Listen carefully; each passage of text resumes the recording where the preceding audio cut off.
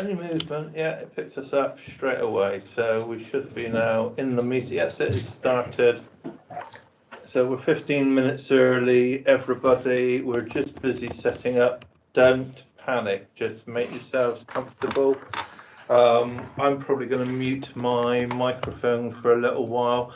It's just that we're actually on the Open University campus at the moment. And Jason, if he just claps his hands, the camera should go to him. No, it didn't. But yeah, it's a bit slow. But if I shut up, it should pick up other people in the room. So just make yourselves comfortable, make yourself a nice cup of coffee. I'll be wandering off at different points, make myself coffee. And for Lewis and Ines, I've actually brought my own high-grade coffee. Okay, this is like rocket fuel. Okay, and I've even bought proper cafetiere, so you can have it black on the fly as well if you need it. Amazing. Yeah. It's my patriotic duty. I'm not going to feed you that awful tea. And it's going to be done with lots of humour. So we're going to mute for a little while, and then we'll be live at almost 10 o'clock.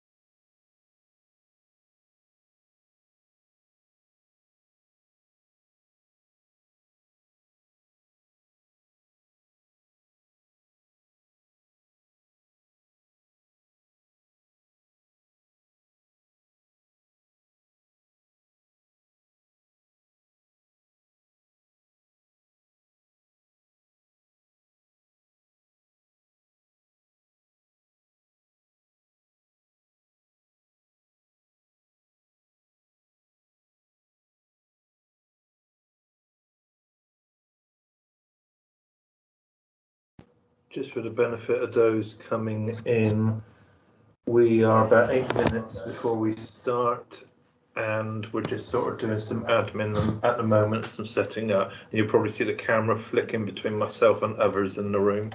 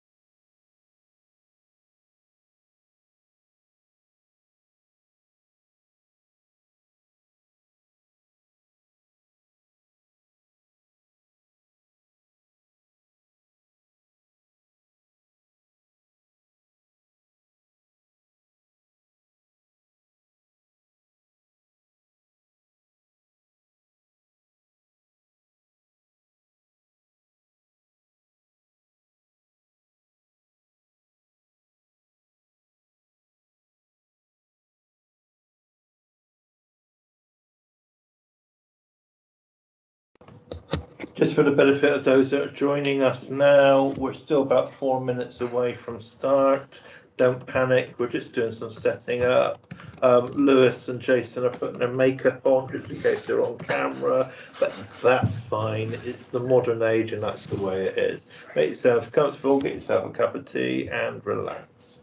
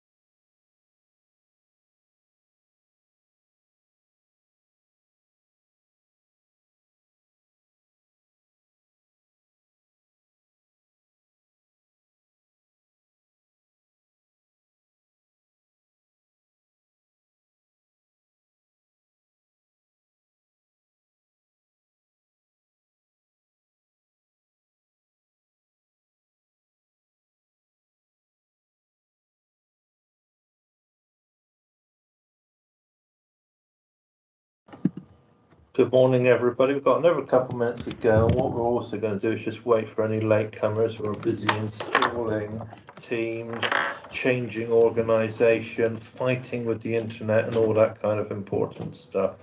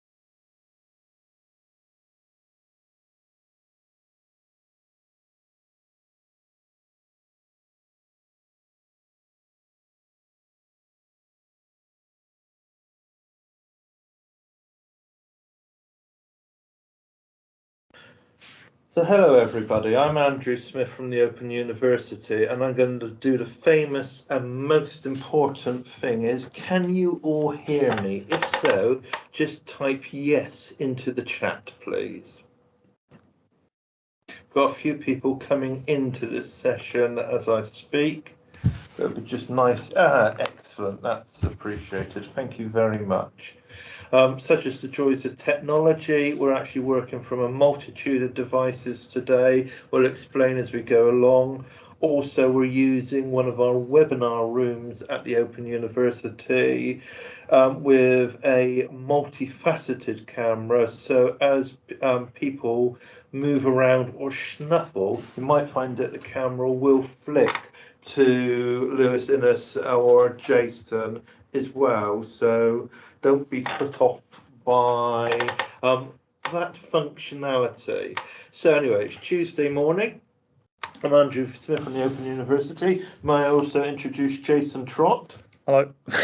Hello, Jason. And we're going to carry on our webinar on Python and looking more at the applications of Python. As before, this is very much going to be sort of practical exploration of Python. I think just because we know that some people turned up to one session and haven't turned up to this session, I think it's polite to introduce ourselves. So obviously you can see us on camera. You'll also see pictures of us on all the slides. Why? So Jason and I know who should be presenting what slide at different times. It's simple, but it does work very well. I've used it at conferences and different events as well. So I'm a senior lecturer in network engineering or networking. I've worked in education for about 26 years, teaching programming. Used to teach web development a very, very, very long time ago before it got complicated. And I can program in Java, which means that sometimes I think first in Java before I work out Python syntax. But also as part of my role, I support 334 organizations at the moment in the Cisco Networking Academy program, where I enable them to teach networking, coding, cybersecurity, Internet of Things, operating systems, and many, many other skills. Jason, would you like to introduce yourself, please? Hello, I'm Jason. So I used to work in industry as a network engineer. I became CCNA instructor, CCNP instructor. Last couple of years, I've moved towards education and have been leading on the Python micro-credential and helping Andrew support the academies for the Cisco ASC. Thank you, Jason. So a little bit partner in crime, would you say? Yeah. Yeah, definitely a criminal. Okay, so just to recap our background, the Open University is a very, very large distance learning higher education institution.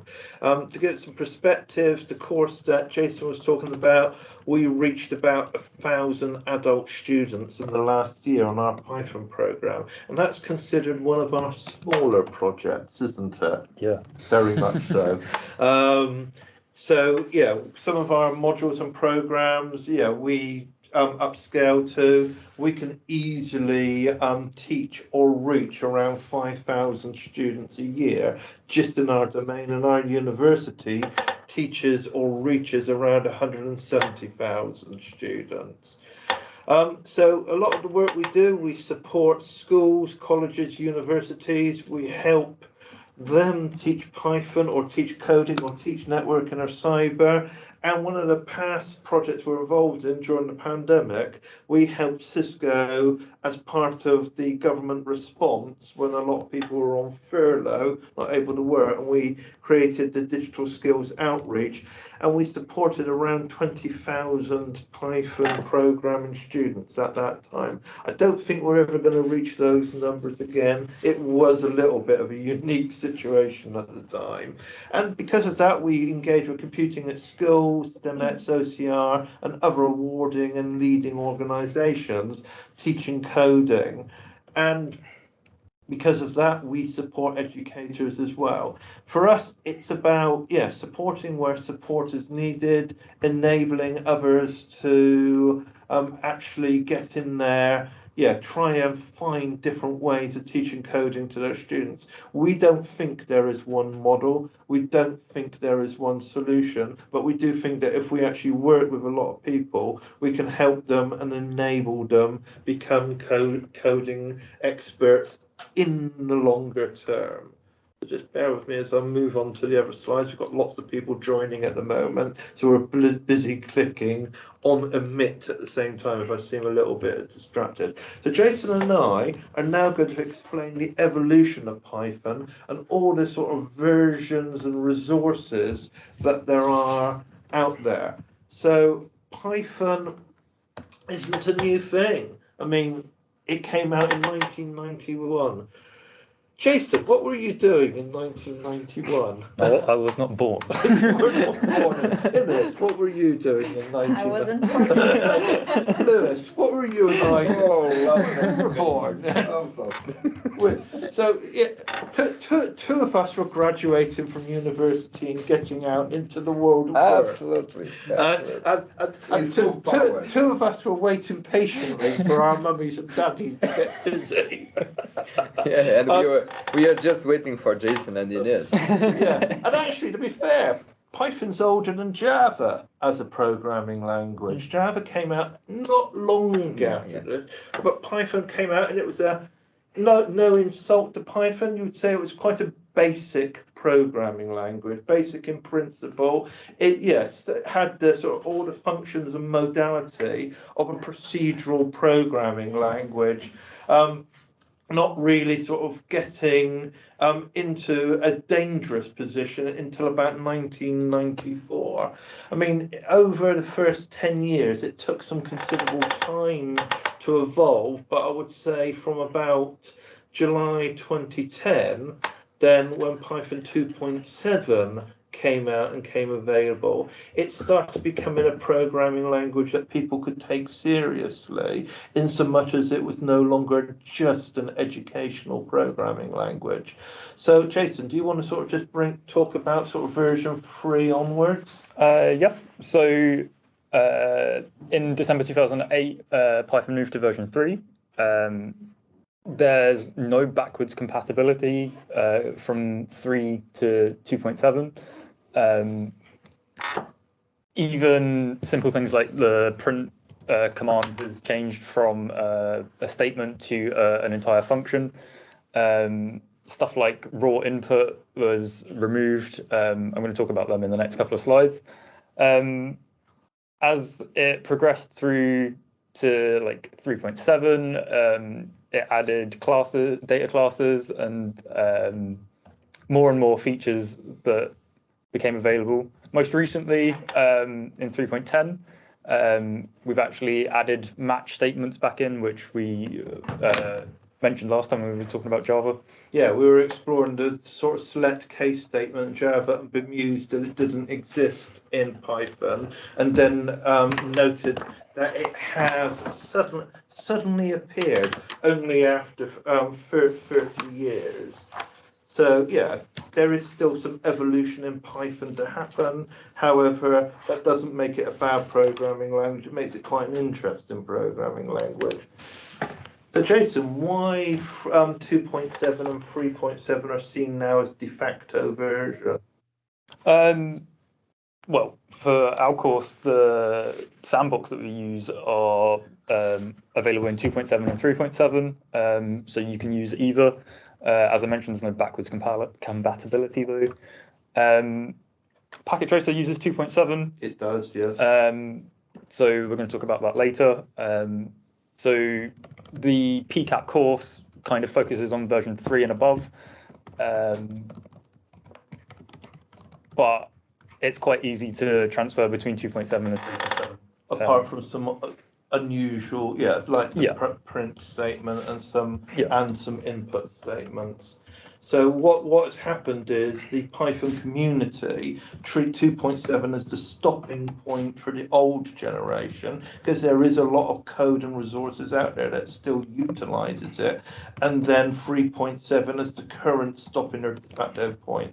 So you might, if any of you are in the Linux community, there is something called LTS, or long-term support versions of different Linux distros such as Ubuntu and Debian, and the same happens in the Python community where 2.7 and 3.7 are the long-term support or de facto versions that are maintained by the community. The challenge some people will find is when they go out and Google Python coding examples, because there is a lot out there in 2.7, they try and run 2.7 on a 3.7 environment, and that's what will catch your students out, is they're trying to run 2.7 code, and then of course the compiler will sit there and say no, and they don't know why. And it's encouraging your students to clearly understand that generational and version difference. It might seem trivial, but because of that lack of backwards compatibility, as Python evolved to be a more secure, robust language, especially for the world of data science and analytics, and its ability to handle regular expressions so powerfully, then they improved the coding and made some things difficult, such as the print commands, such as the removal of the raw input rather than the input command. So I think that might not. Moving on to the next slide. And I mean, here we've got a very, very good example of how it's changed. Jason, would you like to explain that? Yep, so you can see the top one is in version 2.7. This is when print was just a statement, it wasn't a function. You can tell that just because there's no parentheses. So in version 2.7, you would literally just have print hello world. When it moved to version 3, you would have to put the string inside a parentheses to use the function. So it allowed for greater control over the output and improve the overall readability of the code. You can add arguments onto a print statement to format how it comes out of the on the console. If you go on the next one, I can actually demonstrate how raw input works. Do you want to chuck the keyboard? Okay, I'm going to chuck the keyboard and maybe the mouse and hand over. Thanks. That is quite all right. So with version 2.7, you had two different input strategies. You had raw input, which would always be a string, and you had input, which would try and identify what kind of data type you were trying to put in, and then it would make it an integer, a float, or maybe a tuple if it was to be expected. When we moved to version 3.7, raw input was removed and just input was left. And with that functionality, everything that was put into input was always a string, unless you prefixed it with another function to convert it to an integer or a float or something like that. We can actually demonstrate that in the sandbox, because we can use 2.7, like so. If we were to do name equals raw input. I mean, just for Jason and for the audience benefit, we're actually working off a large screen, which is a little bit of distance away from the keyboard, so it's going to be a lot of typos today. Sorry. So if we do a simple enter your age, and then we can actually print the type. So if we do print type and then the variable name, we can run that like so. And you can see it returns a string because we're using raw input. If we were to use just input in version 2.7, you can see that it returns an integer. It will return other types of data as well. So if we just ignore the question and were to do like a list or a tuple, you can see it returns a tuple. If we copy this and move to version 3.7, exactly the same code, and we run this, you can see that without modification, it always becomes a string. So to make that an integer, we would have to use the int function to modify the input. So that was the key changes between 2.7 and 3. It was to remove the ambiguity of the data type of the input value. So with versions 3 and above, you always know that input is going to be a string unless you modify it. So you always have to cast it in 3.7 to an int or whatever, whereas in 2.7 you were at the luck of the gods. Yeah, basically. So it was obviously causing some serious data issues or potential serious data issues. Okay, so great and really flexible, but actually down quite frightening at the same time. Yeah. Okay, we'll move on to the other slide. So can you see the chat? We can see so I'm going to kind of open this to like discussion. So as we go through different types of applications, if you could like add on any kind of experience that you've had, then maybe you could jump in with chat that's messages. what we're both in. So Jason's leading, I'm his sidekick, and you can see I'm wearing my little sidekick hat there. So the applications that we're kind of going to have a look over is like web development, game development, AI and machine learning, some image processing, text processing. We're going to look at application development, how those applications could be useful in educational, training, or even commercial environments. Audio applications, we'll look at web scraping, a bit of data science, and some operating stuff. But we're going to go through them one by one. Yeah, I mean, there's a lot. And what we're trying to prove here is how versatile Python as a programming language is. And it's how it's being used in anger in all of those contexts. Jason.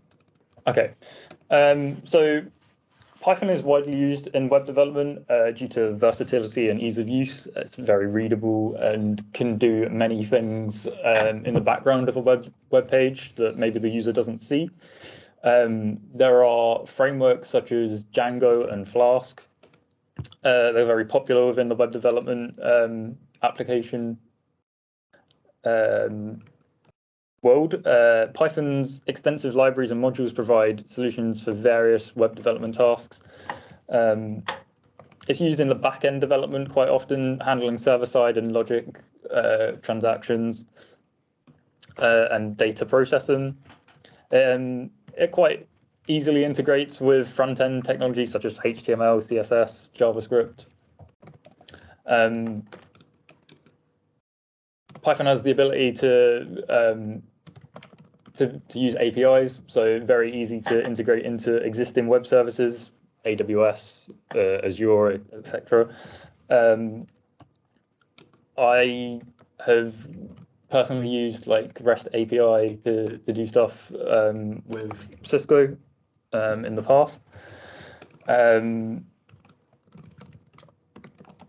So you can have Python-based content management systems such as Plone, Django CMS, offers robust website creation and management capabilities. Python's very scalable, and the performance that it can give you will scale up to high traffic websites on a large scale. So if you have multiple servers with even CDN networks, then Python can do it. Has anyone jumped in with anything web development? I'm chatting at the moment, but you're good to carry on. I mean, from a web development perspective, Python came along almost exactly the same time that the World Wide Web appeared, almost exactly. So it's been quite in the background, part of that evolution indirectly. Yeah. So an example for the use of Python within Django is it can configure URLs for you. So you define a URL pattern within Django. It uses the urls.py file, and then it can create website URLs within your platform, depending on how you've configured that file. So does that mean it can generate dynamic URLs? Yeah. Okay, that's a cybersecurity problem, isn't it? There's ways around it. So that's how our friends in the very naughty side of the industry get people to click on stuff. Oh, okay.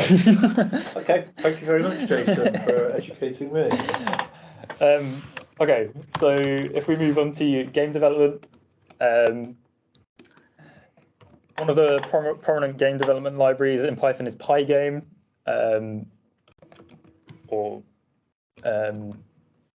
Pygame provides a framework for creating 2D games, offering a range of features such as handling graphics, sound, and user input, for example. It simplifies many aspects of the game development process, making it accessible to educators and students. So Pygame is definitely something that you could get your students to use in the classroom. It's not overly complicated to get working. Python being object-oriented allows game developers to make their processes more efficient. It's used extensively in the game development industry because it's simple and versatile.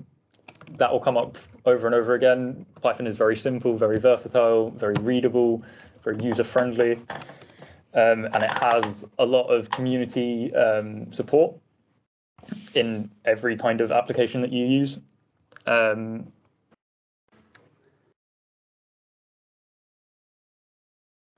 Python allows for rapid prototyping, allowing developers to quickly iterate game and test ideas. It integrates well with other game development tools and engines. Game development resources and tutorials are always available online, like I said. I have an example of potentially using Pygame. So this won't work inside the sandbox, but if you were to install it as an idle, then you could definitely get this working. So this is a very basic kind of example. You import Pygame, and you basically set up a game window, start adding variables to the user and the speed of the user, the score, for example. And then whilst you're in the game, it can take user inputs, so left, right, up, down kind of inputs, and adjust the player's location depending on that. You would add some kind of game logic into that, and you need a window so that you can render the graphics for the game. is a very basic example of how that would work. To get it actually working, you need quite a bit more code, but I don't have enough time to explain that. So it's a very kind of simple game engine, generally 2D game based. It's not going to be running any like AAA titles that are coming out. You mean it's not going to do Ground Theft Auto? No, not quite. For performance intensive games, you might look to other languages like C++ or something like that. They can handle resources much better than Python, but Python is very readable and useful as a basic tool. I would say if it's going to be, is it going to kill the games development industry? No. Is it providing a fun way for young people to learn, or a gaming engine? Yes. And I'm very aware that the Raspberry Pi community in schools extensively uses this resource for teaching their students because it's quick and easy. I used to teach a little bit of game applet development in Java programming a long time ago, and to go through the layers of knowledge to get there could be a little bit cumbersome, whereas Pygame shortcuts all of that quite positively. And obviously a lot of young people, if they're learning to code and they're learning to code games, then they tend to learn better. And I give another example. I used to teach ActionScript or Flash programming a long time ago, for those of you young enough to remember when Flash was cool. But I taught it because we had students that struggled with programming, but they could get their head around some of the interactions of the ActionScript and gaming environment. And Pygame, looking at this code, kind of provides that because it's doing a lot of the work in the background. So anybody who's bought a Raspberry Pi has probably got Pygame resources already on it. And I'm more than happy to sell up a Raspberry Pi. The Raspberry Pi community, they've got some fantastic resources. And if a young person or anybody learns to code and learns to code for a Pygame or a Raspberry Pi or whatever, I am a happy person. Back to you, Jason. Okay. So our next application that we're going to look at is AI and machine learning. Python has become kind of like the go-to language for AI and machine learning due to extensive libraries for it and the frameworks that exist within Python for AI and machine learning. Some of the popular libraries that are used for this are TensorFlow and PyTorch. They provide powerful tools for building and training neural networks. Our AWS machine learning course is very Python intensive as well, so there are many uses for it. Again, it comes down to simplicity and readability within Python. It makes these kind of very complex tasks a lot easier to manage because you can just read through the code and understand it almost. It offers a wide range of data manipulation and pre-processing libraries such as NumPy and Pandas. It integrates well with many other AI tools, so like scikit-learn, for example. It enables comprehensive machine learning workflows. It facilitates data visualization. And you could say that. Yeah.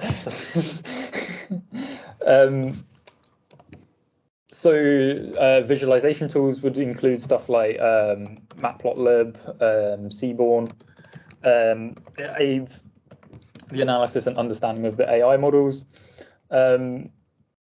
Again, very active community with vast resources in this kind of field. Everyone's trying to learn AI and machine learning at the moment, so there's many resources to get help from. And again, Python's very scalable, so it allows for the AI models to be deployed on a variety of platforms. It could be edge devices or even cloud infrastructure, like we mentioned, AWS. Or Azure. Or Azure, yeah. Well, MS will support that as well. So if you're an organisation that's teaching cloud computing and teaching machine learning and part of the AWS community or using MS Azure, why not use Python? So here's a very basic example of how you might use Python within AI and machine learning. So in this example, it's used with TensorFlow. It opens up the, I don't know how you pronounce this, MNIST data set. It's the Modified National Institute of Standards and Technology database. It's a large database of handwritten digits. The pronunciation is as good as the one I would have attempted. Yeah. It's commonly used for training like various image processing systems. So those kind of like AIs that are doing handwriting recognition and stuff like that, it uses this database to train most of the time. It will then build a neural network using the TensorFlow library, compile the model with the appropriate settings, train the model, and then evaluate its performance on the test data. Again, a very basic example. You would need quite a bit more code to get it working, but you can understand the process behind it just from that code.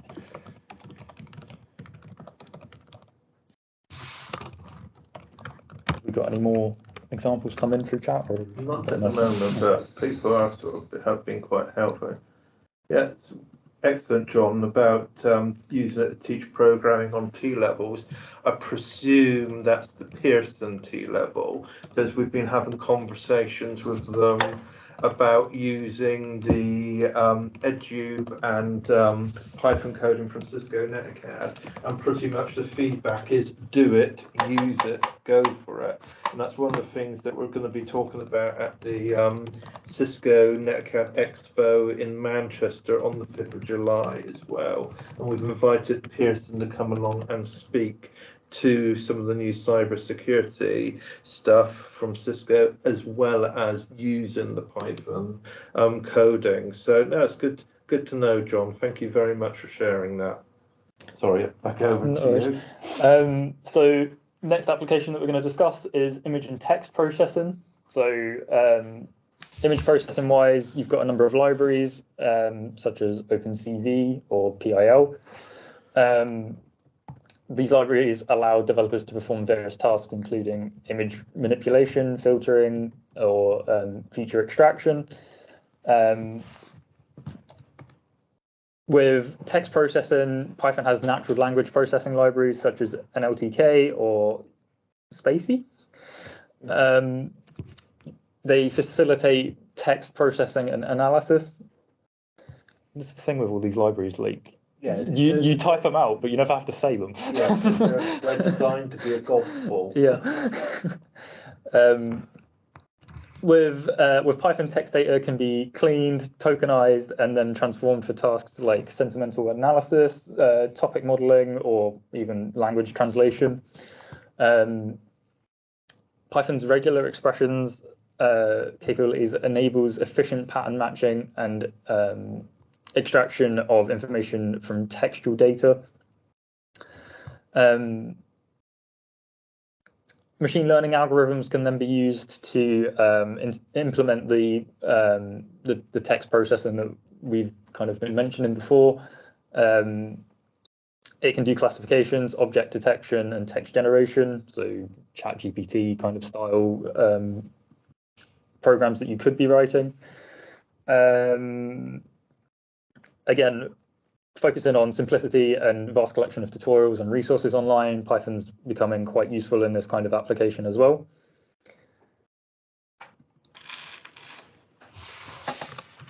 If you're hearing a noise in the background, Lewis is trying badly to sneak in. And we may as well be honest about it. I know he's going to tiptoe by as everybody sees him on the camera. It's okay. It's part of the fun of using a shared room at the moment. Thank you. Carry on, Jason. So if we move on to application development, you can kind of take all of those previous topics and make them into an application. So for example, you could have a web framework using Django to have a user front end. You can have database interactions in the background using Python with SQL and Java, for example. Yeah. You can then use Python to do business logic processes on that. So from that data, you can analyze what is available, what needs to be done, for example, and choose how the business will run through Python and automation. As I mentioned, it has APIs that are very useful to build in. So you can use any API that's available online. You can use it for testing within your application development. You can use it for deployment as well. So if you had an application that needed to be deployed over the internet, you can use Python to push it out over CDN networks and AWS and all those online platforms. Focusing on an education perspective, you probably wouldn't use all of these in an education kind of if you were teaching, for example, but you could use this within your organization to help processes within that organization. So you're saying that basically you wouldn't go and build a whole application suite using Python, but you would use some of it to support the functionality? You could build a whole application suite in Python, but there are better ways of doing it, so generally people don't.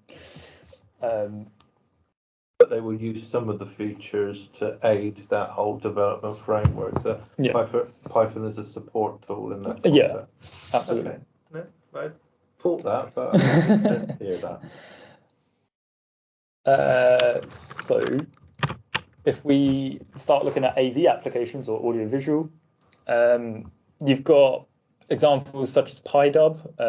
So in that example, it's taking in an audio file, slicing the audio file, applying an effect, and then exporting that audio file, and then actually plays the audio file as well. So you can see it's a case of importing the library and the parts of that library that you need, and then using them according to the instructions provided with that library. For video applications, there's MoviePy. They allow the developers to edit video files, converting from one format to another, extracting segments, or even applying effects to those videos. Again, reiterating that simplicity and ease of use is very common in every application of Python. It integrates with multimedia frameworks such as FFmpeg, and then that provides additional capabilities for advanced audio and video processing. The machine learning libraries can be utilized to teach speech recognition, for example, or voice assistance, video streaming, video analytics, all those kinds of applications that you could be thinking of. Again, Python's cross-platform, so it's very useful to be able to use in large groups of people. So we all work on Macs in here, but again, we integrate with Windows all the time. So being cross-platform. Using a Windows machine, but we won't tell anyone. Okay, so web scraping. So web scraping is a very powerful tool used within cybersecurity quite often. So web scrape, I mean, if I may jump in. Yeah, so okay. Web scraping is, you can go, and with what we're about to talk about, you can actually get Python to navigate the website for you and get data off the web page. So also people use web scraping to capture large data sets, and that's quite useful in its simplistic form. But if you start to grab data and manipulate your way through the navigation of a web page, then you can carry out all manner of deceptions and evil using Python or other web scraping tools. Back to you. So There are many powerful libraries within Python. Beautiful Soup, Scrapey, Selenium is one that I have used. It's a very powerful tool. Yeah, sorry. So Selenium allows for automated web browsing. I actually have an example of it on the next slide. So if you were to import Selenium and use the WebDriver function within it, you can open the website, then you can go to the search box of that website, type in maybe a product that you're looking for, then it would send the product name into the search box and then click search. Then obviously the website would return all of the prices for that search. So then you can scrape the data using Selenium, and that will basically, with this code, it would take the product or the product name and the price and then output that into the console. So you would get a list of all the products and prices from a website based on one search. You can then change the URL, do comparisons, and all that kind of stuff. So that's one example of using web scraping. I mean, I'm going to add to that example, if you don't mind. A lot of people, it turns up on the national news where Ticketmaster will release thousands of tickets for the latest Ed Sheeran or whomever concert, and then immediately loads of tickets are picked up by the ticket touts and sold on the interwebs for 10 times the market price. How do you think they do it? Well, maybe there is a clue here with this wonderful programming language and all the tools that are available. They're getting in there using Selenium and other tools that busily, they can do this at a speed that an ordinary individual cannot do that. And at the moment, Ticketmaster is still struggling to prevent the way that this tool operates. So it's great, it's a wonderful tool, but it can be used for bad as well. It just reminded me of a story that I read of ChatGPT, where it couldn't get past a captcha, and the AI hired a human to do the captcha for it because it couldn't get past the captcha. So it said, "Oh, I'm blind, I can't read the screen. Could you do the captcha for me?" Paid them like £5, and then the human did the captcha for the AI, and then it continued to do whatever it was doing. I get a very Yeah. Well done. Well done, machine. So if we move on to our next kind of application that we're going to look at, so data science. Again, Python is very big within data science at the moment. Libraries such as NumPy, Pandas, Matplotlib, all those kinds of tools give you all kinds of data analytics and data science applications. Scikit-learn offers a wide range of machine learning algorithms. Python's integration within deep learning frameworks, for example, I believe you've even used Jupyter notebooks throughout the course. Yeah. So you're probably more familiar with the data science stuff from just being on this course than any of those other topics.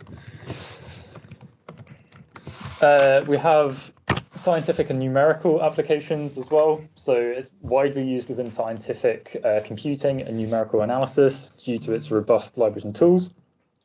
Libraries such as NumPy, SciPy. The readability and ease of use again within Python is why it becomes very useful in basically every application. Integration with visualization libraries such as Matplotlib or Plotly. They allow you to plot graphs on the data. Symbolic mathematics through libraries such as SymPy.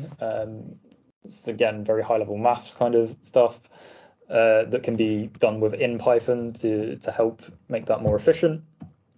And then having interoperability with other scientific computer languages such as C, Fortran, or R, if you've ever used any of those.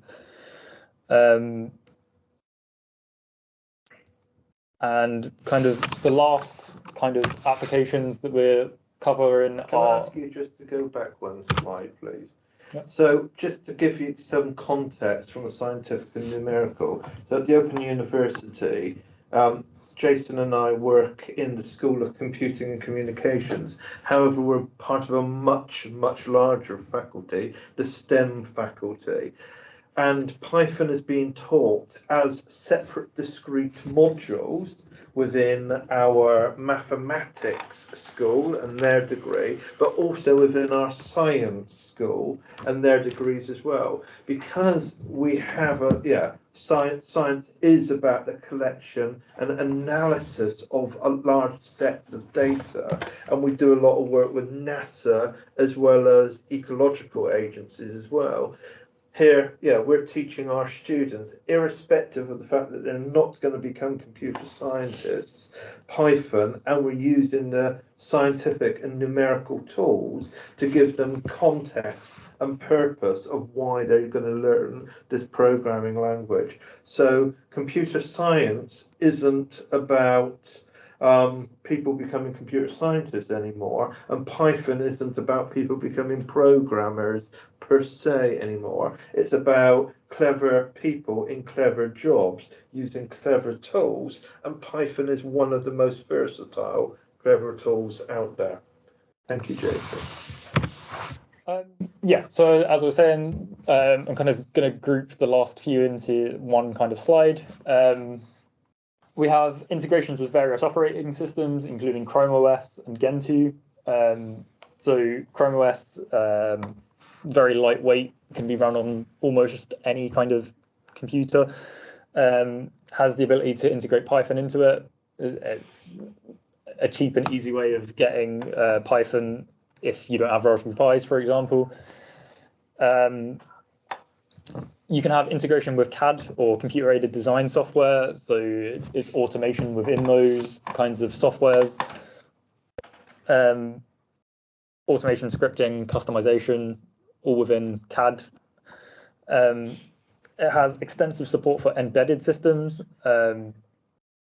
So think Raspberry Pi, Arduino, and enables a lot of embedded systems to be on Internet of Things and have automation within those embedded systems. You can have Python libraries such as RPy GPIO, so that would allow you to code within Python to be able to use the GPIO ports on a Raspberry Pi, for example. So then you can start interacting with hardware through Python. You've got PySerial as well to facilitate the control of other hardware peripherals within Python. Did we come up with any other applications that? I mean, watch Mr. Robot. Okay, it is fiction, but watch Mr. Robot, and there are one or two good examples of where the hackers are using hardware to circumvent control systems. And yeah, the reality is there are lots of hardware technologies out there that have appeared because of the Raspberry Pi, because of the Arduino and their equivalents, and because languages like Python allow for straightforward integration and interoperability. And a lot of smart devices such as your smart speaker or smart TV is probably using certain Pi-based functionality now. You've got a lot of Python, Raspberry Pi style devices going on out there that, the hardware manufacturers have taken control. It's just we don't have enough time to cover all of those. And Jason and I will happily admit it's probably not our strongest area of expertise at this time. I use one in my car, and so it mainly does Android Auto, but it has GPIO ports for like ignition power and stuff like that, so it knows when to turn on and off and when to dim the display with a brightness sensor, and that uses Python to do that. Right, is that how much petrol? Sorry, diesel does that save you? Doesn't at all. Sorry, there's a standing joke about Jason's gas guzzler. Okay. Thank you, Jason. You've done a great run there, and almost on time as well. So I'm going to take control of my laptop now. The reason that I'm doing this is because I'm using Packet Tracer. And we're using a generic computer projection system at the university where we can't install software on it. Yeah, it's the same here, it's the same everywhere. So I'm just going to set up my screen sharing now. So bear with me a second. Can you all see my screen? No, it's not projecting. Bear with me a second as I try it again. Probably though I need to learn how to use technology first. Right, you should be able to see my screen in a second and I'll be able to watch mine. Excellent, you can all see my screen. And we'll go to the right point on the slide deck because I've obviously also been managing the presentation for everybody as well. So I'm not going to be able to see chat for a little while now. So because we work with Cisco Academy and the Python course that we've been sharing that Cisco had translated into Portuguese and it's also available in Spanish is part of the Cisco Academy program, we're going to look at something else that also uses Python in the Cisco Academy program. And that is the Packet Tracer, that's the network simulator.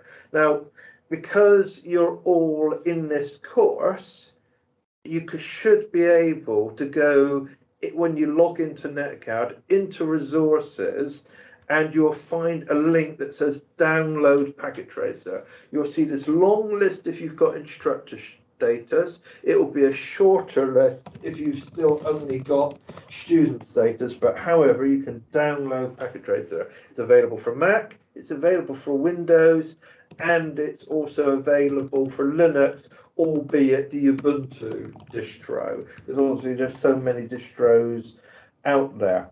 And currently we're on, I think, version 8.2.1. Once you've downloaded it, you can install it. You can install it on as many computers as you like. And you can use it by basically logging into it. And it will retain your login credentials if you allow it to for about 3 months. You don't have to keep logging into it either. So it's there, it's available. It's a goodly sized download. I can't remember what size it is, but at least 100 meg. But you'll find that you've got all the tools that you need. In Packet Tracer, when you actually run and install Packet Tracer, you'll discover that it actually supports free programming languages. So it supports JavaScript, it supports Python, and it supports Blockly. So some of you may be aware there is also a JavaScript course available on the Cisco NetAcad platform. You want to use that, and then you want to use the JavaScript within Packet Tracer as well. Do it. The JavaScript course is from the same people, Open EDG, that provide the Python content, and they are going down more of a web development route within some of their resources. So that makes that quite interesting. Obviously, we're talking about Python, and there is also Blockly coding. Some of you may be aware of Blockly, or Scratch is another name for it, that kind of, but it's done from a very networking perspective. And the coding within Packet Tracer can be used to emulate, as it's quite a powerful simulator, networking functionality, IoT interaction. So as Jason was talking about, from the hardware side of things, Packet Tracer does all of that. You can actually set up cybersecurity challenges, or you can do ordinary programming. It doesn't matter. It depends on the perspective you want to take. But here, whereas sometimes within certain coding environments or certain college environments, you're a little bit restricted by what you can do, within Packet Tracer, you've got a safe sandbox to give your students realistic semi-real world coding scenarios based on network automation, cybersecurity, or the Internet of Things. What I'm going to do, I'm going to show you first before I actually do it. So I'm going to talk through it and then I'm going to walk through it. So if you open Packet Tracer, you will notice that there is a folder cunningly named Open Samples. And in there is a phantasmagoria of resources that you should play with. Yes, it's from Disney, that word. So what? And I can say supercalifragilisticexpialidocious as well. Okay. Even though the sound of it is really quite... Okay. Sorry, Jason was laughing at me using phantasmagoria.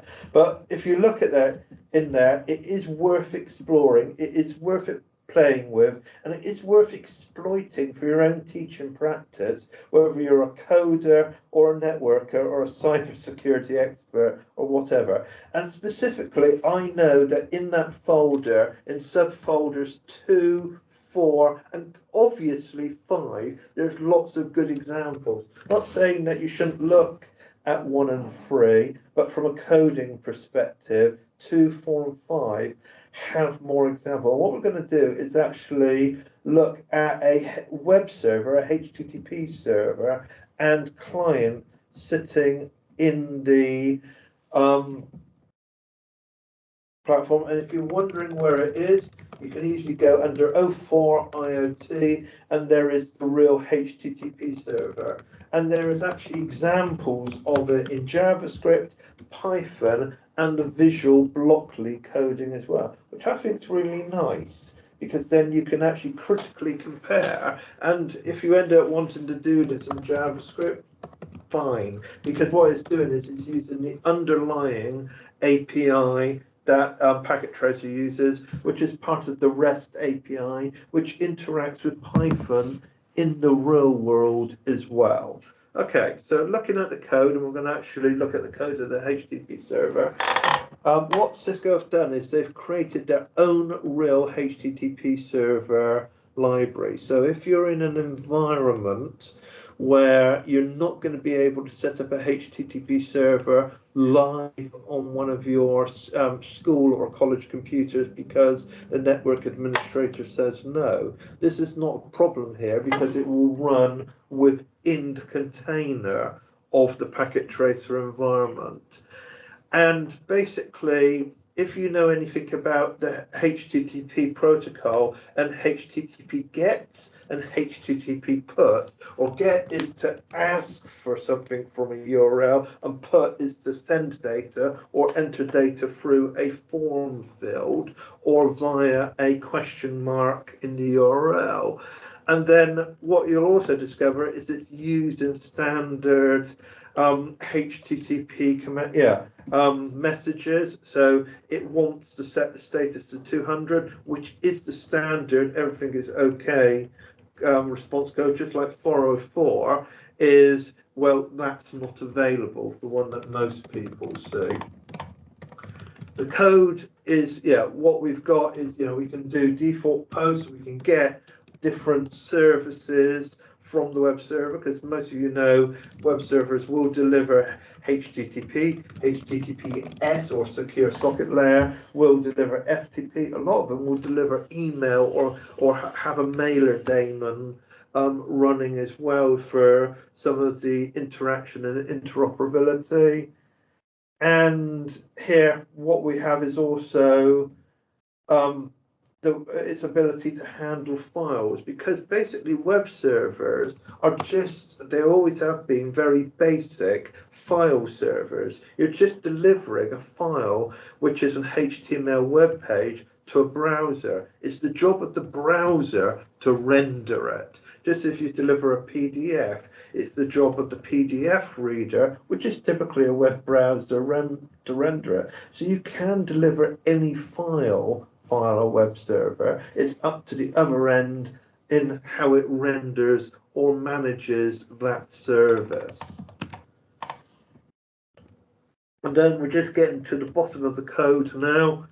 And what we've done is, for this activity, we're actually deliberately running it on port 8765. Why? It's a randomly selected port.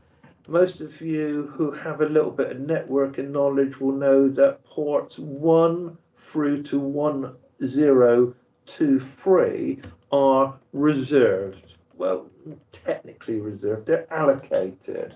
So port 80 is traditionally HTTP, 443 is HTTPS, and port 666 is used by ID Games for their Doom and Quake servers.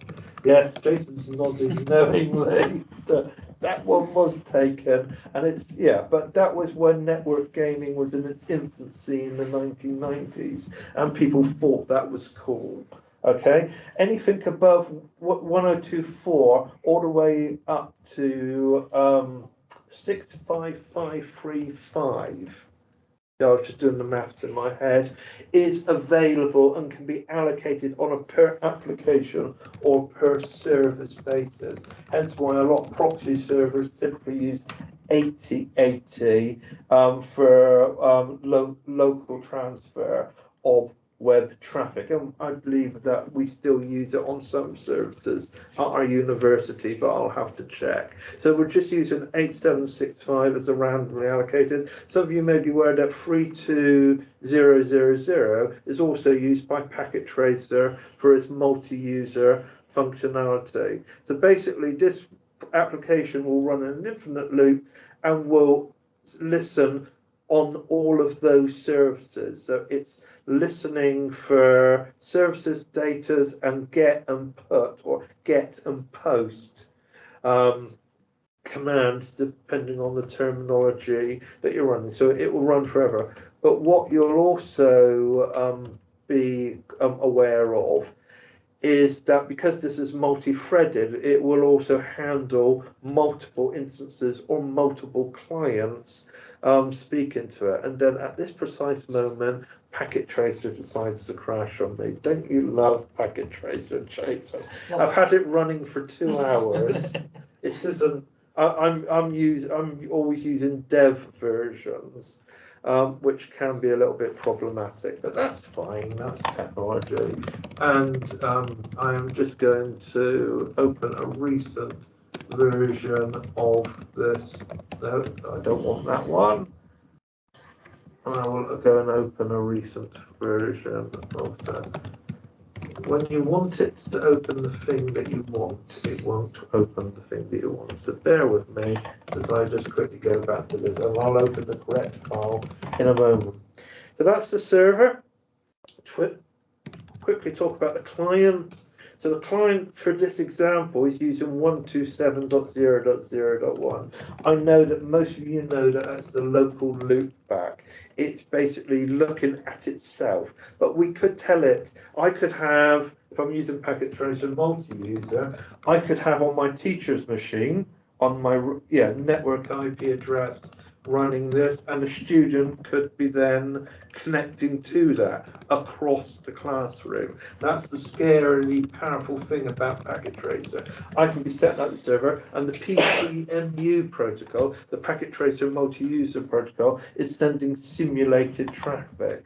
So basically, what this does is it opens up the path, and you could then actually make a lot of remote connections from a lot of clients with a lot of your students all connecting and just running these simulated get and put commands. And then they could actually run the Packet Tracer networks protocol sniffer and see the traffic running around the system as well. But if you were running this in the real world and using Wireshark, all you'll see is these TCP datagrams going through. These TCP packets going through that have unknown traffic within them because of the way Packet Tracer is set up to be secure. So I'm now going to go into Packet Tracer, start Packet Tracer up, and explore this specific activity. So bear with me as I just skip slides and open up the correct file that I wanted. that was sitting there ready for me 2 hours ago.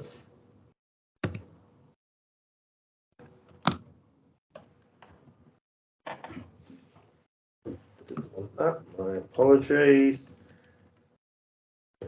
Click on the thing you want, not the thing you're hoping for. Jason's laughing at me because he likes the fact that I'm struggling with the technology.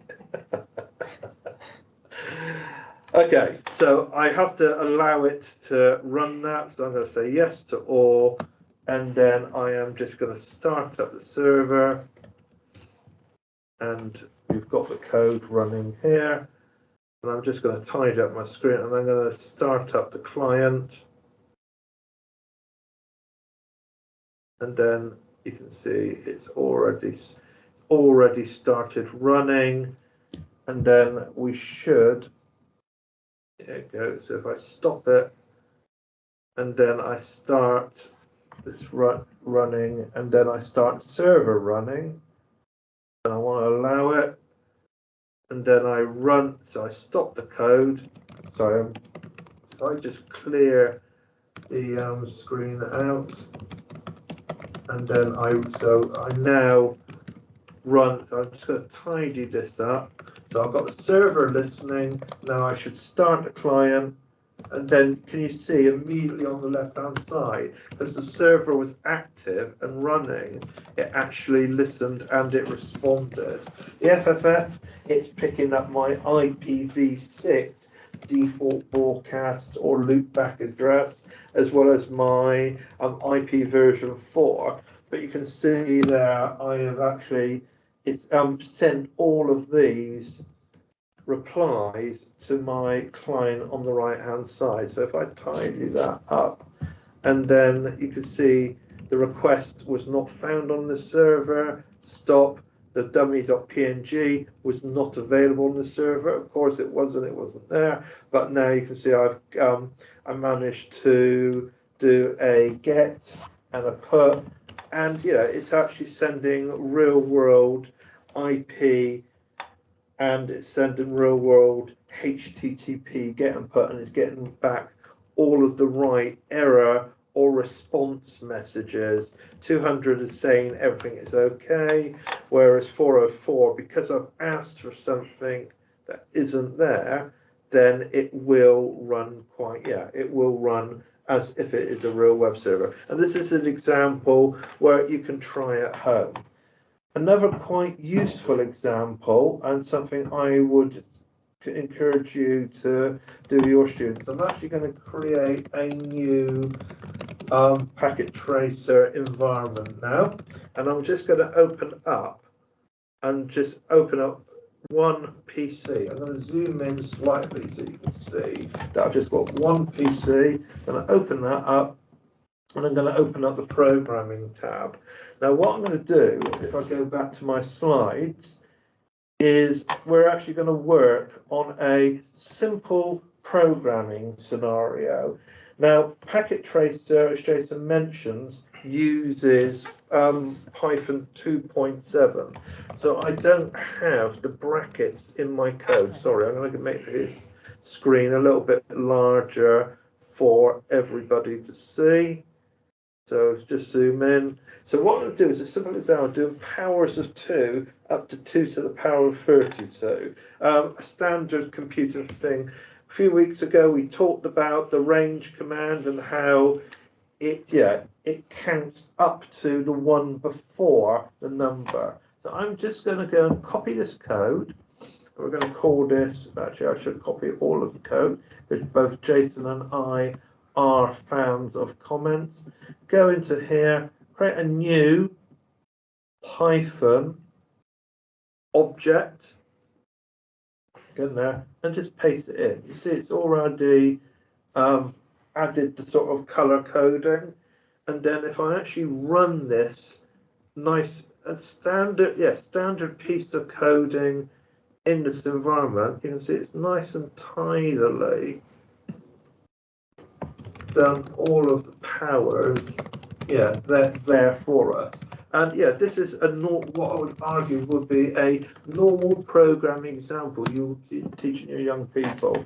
Now, if I did this and put some brackets around it as you're thinking in 3.7, you've discovered that what Packet Tracer will do is that it puts brackets around it because it's an output.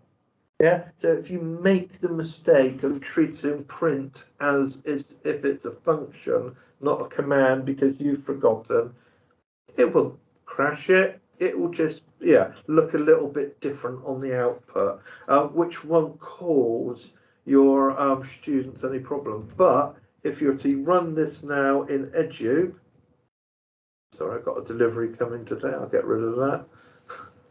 It's life, isn't it? And now I run this in Edube, I should learn to copy and paste. Obviously in 2.7, if I run this, and I should paste this again, this will run. Yep. But now if I copy that code, because you do need to copy it between version transfer and go into 3.7 and put that, what you're going to get is the environment giving you the salute of really, I didn't want you to do that to me. So if I run that again, put the brackets in, it immediately solves it. So it proves the point quite simply. There is a little bit, challenge with backwards compatibility of 3.7, but it can be solved quite quickly, usually by the addition of brackets. And now if I copy this code and go back to 2.7, and this, remember, is Python from the Packet Tracer environment, and copy that in. Now I've got the brackets and run it. You go, it's done exactly the same as the Packet Tracer environment, and it's just put brackets out there, which doesn't cause you any great deal of issue. What I will say with the Packet Tracer environment is do experiment with it. It will do for a lot of you as a very good introduction to programming or introduction to Python environment, but because it's got the simulated real-world interoperability, you're not having to install libraries and upsetting the school or college network administrators. Once you've got Packet Tracer installed, which you can do if you're a Cisco Academy, and you can become a Cisco Academy for free, then you've got plenty of opportunities to actually go for it. So I am now waffling on 1 minute over time. So Jason's already glaring at me because he needs his coffee. So thank you all very much. We're going to take a break and be back just after 11:30 UK time. Okay, so it's just gone past 10 past 11. We'll be back just after 11:30 UK time. So we're just going to mute now, and we will see you all later. Jason, can you just shut the microphone, please?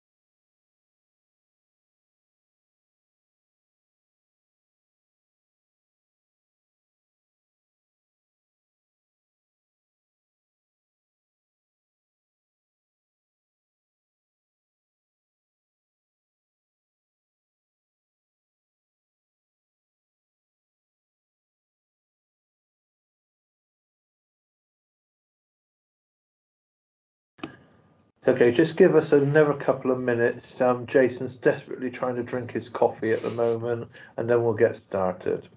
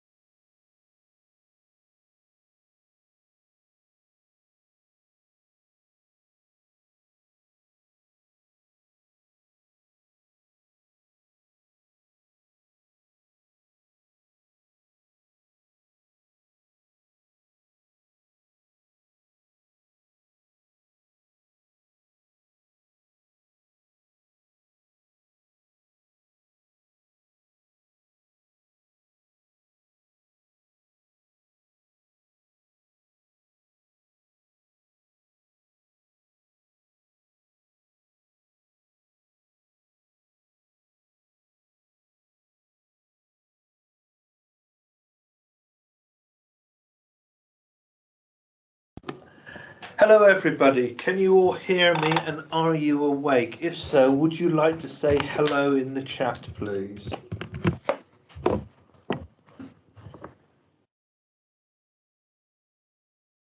Excellent, I do love it when technology works. So, Jason, it's over to you as you would like to fly this wonderful ship. I need to share the screen, don't I? Yeah.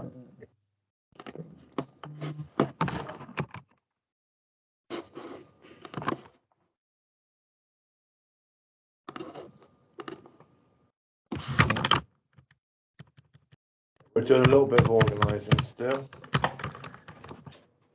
Okay, here we go. So, as I mentioned before, I am leading on the Python micro-credential at the Open University, and we were going to share one of the activities that we get the students to do within that, the examination at the end of that class. So I will create the application from scratch. I'm going to do it through a couple of different levels, just to show you the kind of range of submissions that we get from students, from very basic to potentially overcomplicating it. So the activity asks you to go and get a poem. In this example, we're going to use Ning Nang Nong by Spike Milligan. one of Andrew's favourites. Some of you might be old enough to know who he is. Those of you that aren't old enough, Google is a great invention, okay? But it's from my childhood. It's a great poem, and we use this as one of our example poems because, as you can see, there's a lot of repetition going on there. And the task that we give them is to create Python code to count the number of capital N's, lowercase n's, and vowels in the poem Ning Nang Nong. I have 3 different approaches that I'm going to go over. I have an entry, a basic, an intermediate, and an advanced. So yeah, we get a range of submissions from all kinds of different students, and they could generally be any of these kinds of submissions. They get grades appropriate for how much effort they've put into the code, how well it's documented, and other. And if I could just talk across you for a moment, Jason, it's important on a degree program that we have to have some form of activity that's discriminating. And by discriminating, we know how good the individual is, or the competency or the cleverness of what they do. So somebody who is a capable but not very strong yet programmer will get some form of recognition, but the individual who is quite advanced in what they do will get this recognition as well, albeit better recognition, but all of them can complete the programming task. So using textual analysis, and okay, it's whimsical to use a poem, and it's whimsical. We usually choose nonsense poems because that's what we prefer to do. However, all the students are operating from the same baseline, the same practical activity, the same content. It's just how they approach it differently. And how they approach it is how we reward them and award them for their degree grades accordingly. Okay. So with an entry kind of solution, you'll be looking at using the count method. It might have some comments. Sometimes they literally just give you like the code and that is it. We move on to a more basic one where you start using the sum function. An intermediate level might use a module or a library like regex to do the comparison, and an advanced submission would have a generalization for the program.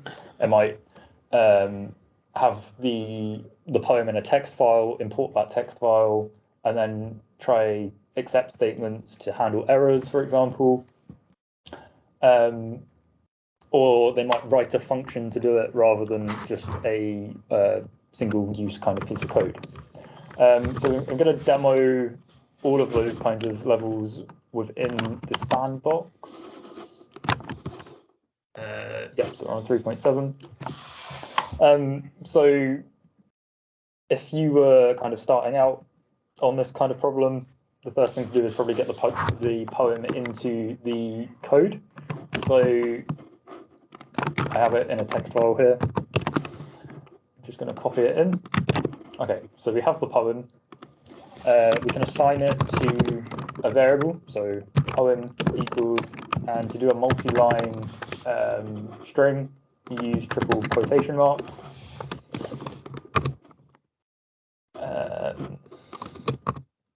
We have the variable poem, and it has the whole Ning Nang Nong poem within it. On a very simple level, they might start with a variable like uppercase M count.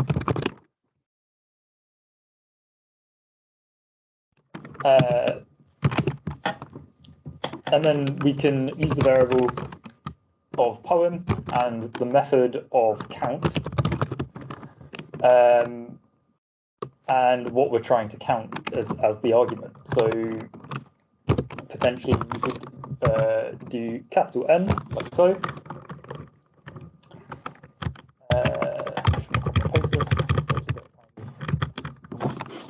Slowly, it's okay.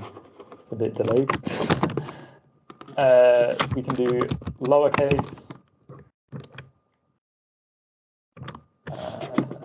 as well. So lowercase n count, and then that a lowercase n as well.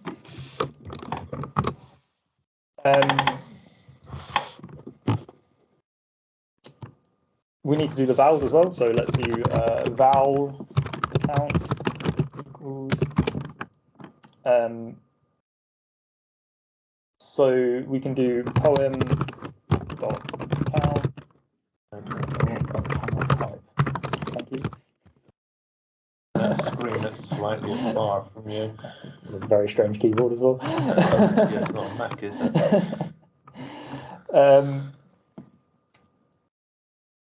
So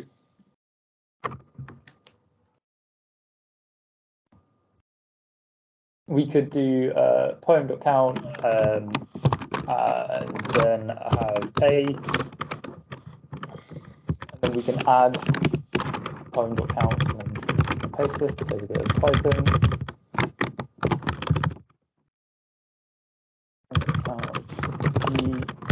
So it concatenates. Yeah.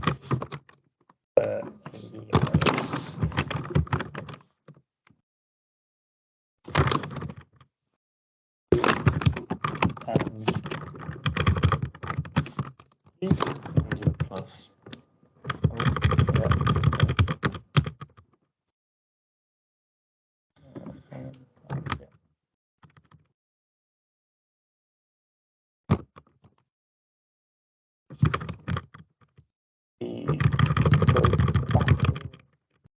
So now we've got variables for counting. We can also print them. So if we add a print statement under each, so you have print upper quotation marks, uppercase n count, and then we can have a colon on the end.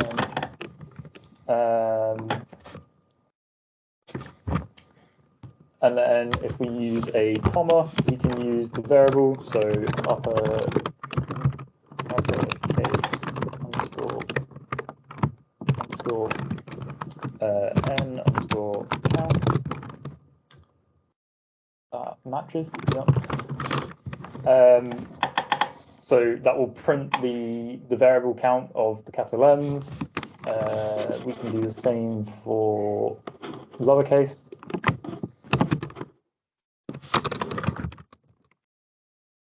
So if we change this to when you're typing, but basically you can see how the code is going here, and it actually solves the challenge that we've set, albeit in a very simple coding scenario, i.e. they've only created code that's only going to handle that one variable. do a print statement of vowels.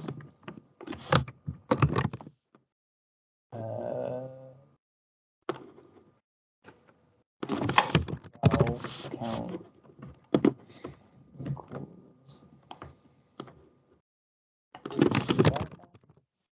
You can see it's got the count method and then the print statement, count method, then the print statement, and then the concatenated count statement for the vowels. Should work. That should run. So let's run the program. And you can see it's counted 23 capital N's, 39 lowercase n's, and 99 vowels. It's only counting lowercase vowels at the moment. So the question doesn't necessarily specify upper or lowercase vowels. So just say vowels, so I would be very mean on that. And yeah. the capital A's for all and would go, yeah. Yeah, so we could then add potentially more poem.count methods for the capital versions of the vowels. I'm not going to demonstrate that because it's going to take a while. So that was like our kind of entry submission level. It answers the question almost right. Yeah, it does what it does the on job. the tin. Yeah. You know, well, an advert in the United Kingdom, and it works and it's fine, and that's what we say is a good it shouldn't solve the problem. They're getting a passing grade for that element of the assessment. So that's one version that we might take. Another version may include some comments to explain what's going on, even though this is self kind of documenting code, very easy to read because of the way that Python is laid out, the syntax. Using useful variable names is also making this very readable. So there's a lot of positives within this, but it's not necessarily the quickest way of doing it or the most efficient way of doing it. We could change the way that we count these. So this is moving on to using the sum function. So moving up to more like a basic level. Instead of using count, we could do sum. And then, so if we do 1 for character in poem, which is our variable name, and then if character equals capital N, which needs to be in quote marks. So now we're using a sum to do a comparison and add up ones, basically, if the capital N appears in the poem. So if we change all of these to N, we can then simplify the vowel count as well. So if we remove this, we could do vowels equals A-E-I-O-U. We could then use the sum statement again. So sum 1 for character in poem. We could do if character in vowels. So now we're checking if the vowels are in the vowels variable. We're checking if the character is in the vowels variable. If it is, then it's a 1, and then it will sum that. I believe that should run. Go for it. So I'm going to make an observation as a pro. Yeah, okay. Yeah. I mean, you didn't clear the last output, but that's cool. Okay. Well, we could Okay, so you could then, as somebody who's just observed you doing this for the first time, you could now do the capital vowels, and then you could do. So now run that. Yay! So much quicker, isn't it? Yeah. Tighter code. And if it wasn't for the fact that we wanted the lowercase and uppercase n, you could add then lowercase and uppercase n to vowels, not that they are, but and we could count those in that count as well. Mm-hmm. So you could actually don't do all of that in three lines of actual running code. Yeah. Neater, isn't it? Much neater. Albeit basic, neater. Yeah, so you can see the step up from an entry level to a basic submission is it's more efficient. So they're now going from third class to sort of 2-2. Yeah. Yeah, it's for the sake of academic argument and good referencing and a good written report as well. There's more advanced ways of doing this. So we could use a library to do like a regex lookup. We've mentioned a lot of libraries. If you ever need to look up a library, you can go to docs.python.org. You can select the version that you want, so 3.7, and there's a couple of ways of navigating around this. So if you wanted to specifically look up the regex Python module, then you have read here. And this will give you full documentation on how to use regular expressions within Python. The other way to navigate around is you can have a full list of modules. If we were looking specifically for regex again, we go up to R and RE. So if we try and incorporate this into our code, we can start using regex. So if we change this to RE, so we need to import RE as well, that would help. So at the top, we're just going to add a line to import RE. We're just going to take all of the functions within it. You can use find all, if I could spell, find all, and then we need to use R, and then this is the regex that we're using, and then the characters that we're looking for in square brackets and quote marks, and then we want to apply that to poem, the variable. Okay, so that's going to find all of them, and then we want to have the length of that because it's going to output a tuple. So if we do length in brackets, I can't spell again.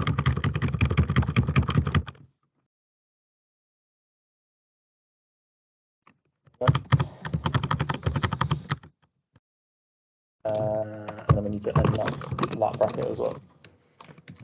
So that will then use the regex of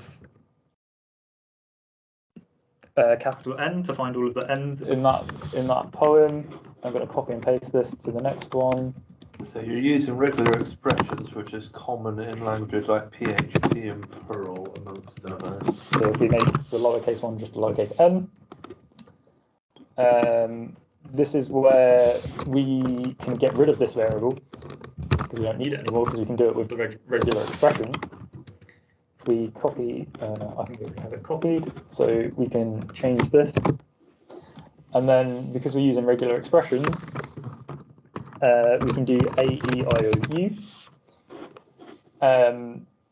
We could add the uppercase values as well, but regex allows you to add flags. So you could do flags equals re dot ignore case, and then it's going to ignore the case of those letters. So now if we run this, we should get the same output. Yeah, so slightly more advanced way of doing it, using a module that's within Python, using regex expressions to match rather than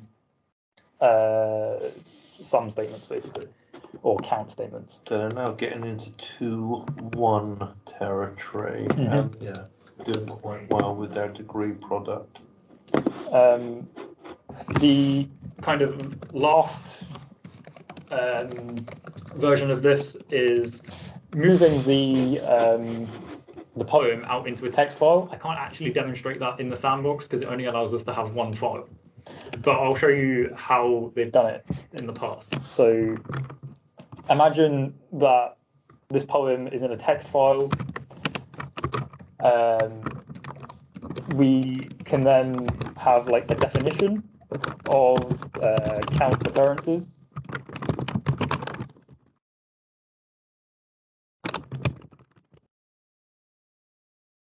And then we can have the file path, so that would be poem.txt, for example. So that would pass the poem into the function. Within that, we can enter a try except statement. So if we do try, you could then try and open the file. So with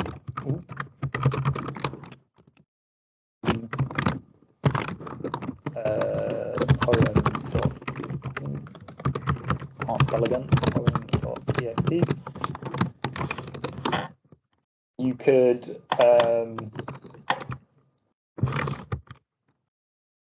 that it needs to be read or read only. As a file, you can have the variable poem and then have the file.read. So now that's put our text document into the poem variable. So this is now it's now able to basically do any poem that is in that text document. So if you change the text, then it's going to count that instead. Now you can have these statements within the function.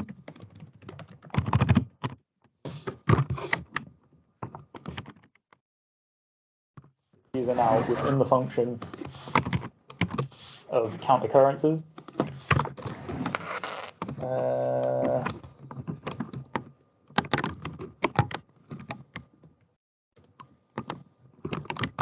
Once we've done that, we need to handle some errors. So, because we're using a try statement, we could do except if the file not found. Then, if that happens, we could have it print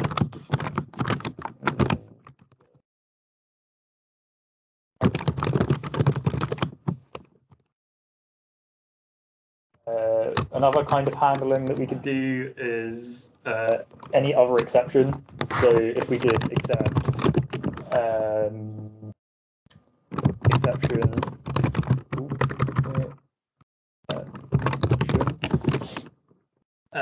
as E, and then if we do print That's no.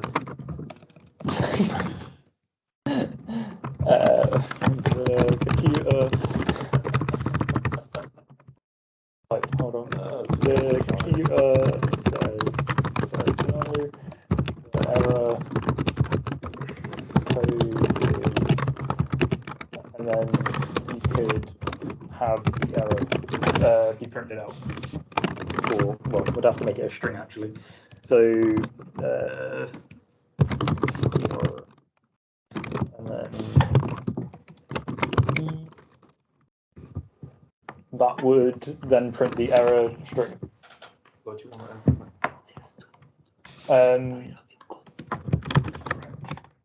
Now we have the function defined, we can then call it. So if we do count underscore occurrences, and we can then either, we have to add Lewis is finding his coffee too hot from the disruption at the moment. So just for the benefit of the audience, this is what a proper coffee looks like. So it helps to spell occurrences. So apologies for the disruption, Jason. That's fine. Okay, so this would be like our first class kind of submission where you've got file handling, you've got try except statements, you've got regex included. I can't run this and demonstrate it because we've only got one file, but if we can copy it into our own Python platforms and test that, then we're happy for the student to have done that. Do you have anything to add? No, I mean, as ever, this would be the solution I would find. Yeah, I would have gone for, because personally, yeah, you're trying to import a file. That way you can have any poem. Doesn't matter if and we're looking, or any textual input, and we're doing textual analysis. And obviously, a file could actually be a data stream from anywhere, and we're constantly counting the source or resource that's coming through.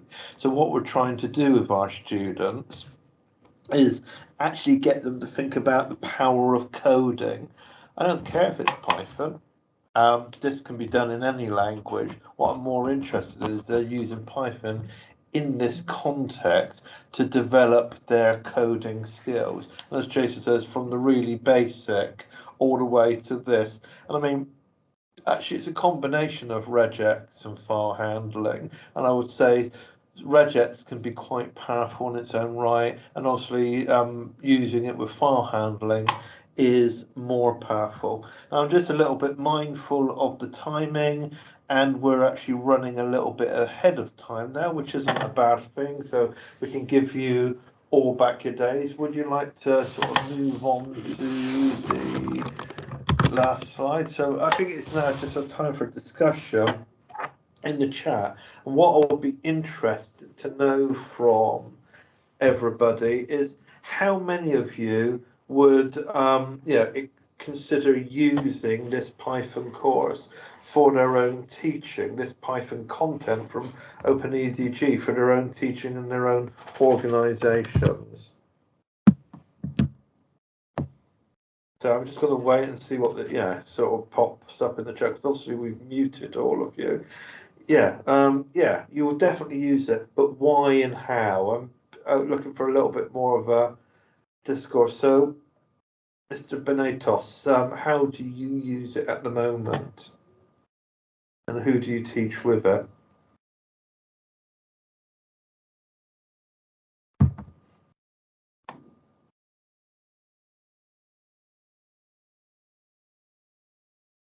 Okay, I'm interested. So, obviously, you've used in the for, which implies that you might be a North American person.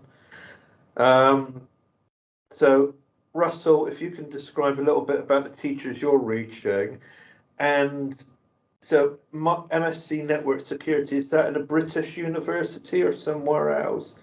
And John, you're using it now through NetAcad. With who are you using it? Ah, great, Canada. I was very careful with the North American there because I didn't want to make any assumptions. So you're teaching teachers in your school district.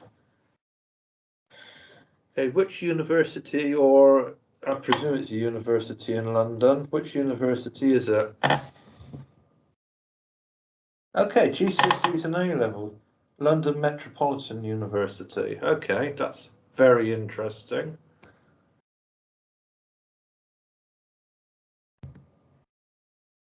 So, GCSE to A-level, is there I presume that's a school or an academy chain, Oliver? Can I ask which school or academy chain that is? Okay, who also teaches a BTEC at T-level? Yeah, I mean, I personally think what's beautiful about this, in my opinion, so I've been involved in national education in the UK for a long time. I appreciate some of this is a UK-centric conversation, but I like the way the Python course works for GCSE, A-level, BTEC, T-level, degree. It works from absolute beginner to an MSc in network security, and I think all is great. Okay, so you're not teaching it as a course, but as part of the module. Sorry, Lewis has now been more disruptive again. So Lewis is tiptoeing into the room. So you teach it in further education. Oh, at Strode College. So you're a Somerset. You're in Somerset. So if you was at Strode, where are you now? So Strode is in my hometown, though I never went to it. So, yeah, A-level, be polite, A-level is a little bit rusty, and I think it's sometimes trying to make it flexible. And the challenge I try to help teachers with is use the Python content as underpinning content, then worry about the A-level or BTEC standards afterward. Oh, you're at Millfield now. I know Millfield very well. So, Oliver, if you want Millfield to become a Cisco Academy, just ping me separately. You want to access the Python content from Millfield, no problem with that at all. We do have other similar organisations already, Cisco Academies in the UK. All right. It is Open EDG, so we teach it to undergrads in South Africa, which is fantastic, and I think that's the beauty of this as well. Is you're reaching and teaching all manner of people all around the world. I know that this afternoon, Maciek, the CEO, is going to be speaking, and he was in Mexico last week as part of the Cisco Academy conference there. And they were talking about how it's being delivered in that part of the world. And I think the beauty of this is that it's international. Okay, so any other observations or experiences with teaching Python? Because my personal view is just go and do it. And this red QR code, if you want to link to it, is our guide on utilising Python for your own teaching.